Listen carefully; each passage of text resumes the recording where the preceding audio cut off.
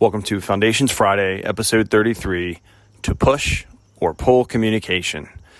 This is a question that's related to People Process Progress, episode 85, effective communication, which is foundation 5 of those foundational 5 things that I truly believe and have learned bits and pieces of over the years on getting leaders' intent, number 1, creating those SMART objectives, number 2, creating an effective organizational structure, requesting and coordinating resources, number 4, and then number 5, effective communications. All of those are their own episodes over the past month and a half or so. But for this Foundations Friday, what I want to consider to build off the communicate, understand, decide, communicate principle I talked about in 85, some of those active listening steps that we talked about from verywellmind.com, and then some of those critical areas of communication, which is really everywhere, is should we push communication out or should we pull or depend on folks to go somewhere? And really, I think the bottom line is it depends on what you're doing. And this is something that just this week for me at work, had a miss of communicating a change and, something that needs to be top of mind more, right? And can happen when you have a lot of moving parts. But so the push of communication is I'm going to send an email, we're going to send a newsletter, we're gonna send targeted communications to groups of people or the mass mails, right? And of course, there's different returns on investment on what you get for those, the percentage of people that read them, when you push things out, and when you pull or you provide a pull of communication like a website or a place people can go to get information, self-help kind of thing, and systems, it's a different factor. And I think the bottom line is you have to find the balance. You have to know when to push. Say you have a big system change, or say it's a warning for like tornadoes. I know in Southwest Virginia we had some bad weather. That's push communication to let people know ahead of time or just in time, this is going to happen. Take these actions or be aware of this change or make preparations, etc., because you want them to know. Of course, as you all know, with email, it's up to the people whether they read it or not. So there's a style in writing the subject line, right, that's catchy, that's not the same thing mass mailed every time, which isn't a big return on investment for how many people read it. And then the pull, are you updating what you have on your internal website, your external website, for like the peopleprocessprogress.com website, it's a pull of communication when I do the write-ups for the episodes, and it's kind of a push when I put episodes like this out, right? So are you refreshing that? Are you updating, with new posts, those kind of things, new interactive or diagrams or summaries or something like that? But I think you all get it, but that's something to consider as you think about how you're going to craft your messages that are going to help communicate, the other principles or the content of those, let people know what the plan is, what the schedules are, when things are going to happen, when they're not going to happen. So just think about, when do we push these messages?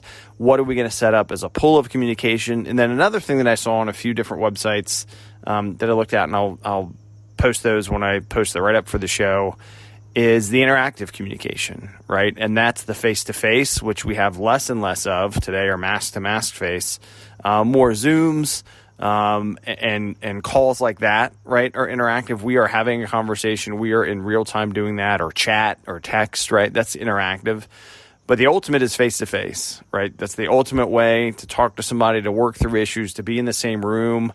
And I'm hoping that one day soon, when the practicality of knowing, to me, my 2 cents, we can't be 100% safe from every virus.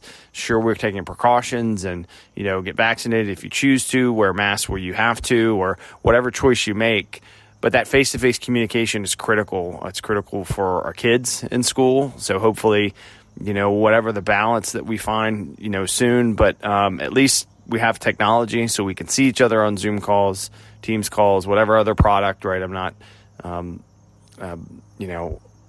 endorsed or anything by either product. That's just, the ones that I use mostly. So consider whether you're going to push a message, how you're going to set up your pull, and then your interactivity. And hopefully, in addition to getting back to some normalcy with interacting with people, we can interact a little better, right? I was listening to Andy Stump's Cleared Hot podcast here a little bit ago. He does a Full Auto Friday, and he had a great point. Just folks, Joe Rogan got COVID, took some medicines, felt better.